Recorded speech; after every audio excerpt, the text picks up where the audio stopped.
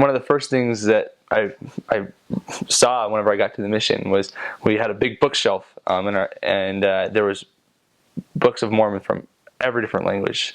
We probably had 50 different languages on our shelf, and so you go out and you talk to everybody you can. And so, you see, a man from England, and you go talk to him, and the next person you talk to is from Africa, and the next person you talk to is from China, the next person you talk to is from Ghana, the next person you talk to is from Iran, and I mean, you just talk to everybody you can, everybody you see, and what ends up happening, they invite you back to teach them, and yeah, they have different beliefs and different mindsets, and you kind of just have to learn to run with it on the fly. And so I personally taught a lot of people from China. There's a lot of young adults there that are there for university. It was an incredible experience to teach them.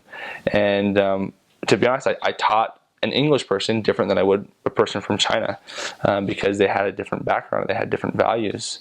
I would focus much more at the beginning on Jesus Christ, because they didn't even know who Jesus Christ was.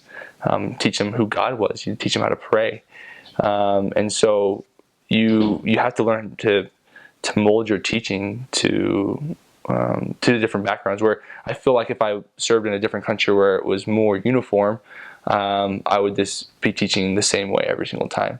And so teaching somebody from India as well, totally different. They have different beliefs because they're a lot of times Hindu background.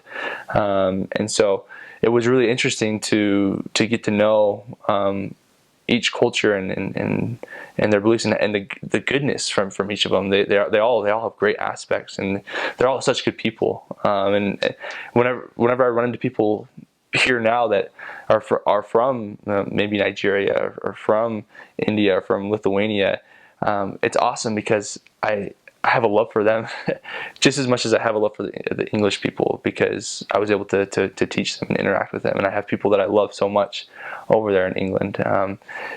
Now, as for me, I spoke English, and you pick up phrases from every different language. So people love to hear something a greeting from their own language or something that stops them. They say, "What? Oh, he's speaking my language. I want to talk to him." And it's a great way to interact with them. And so I probably know several phrases from 20 languages, maybe something like that, where I could just stop them on the street and then. But most people speak English.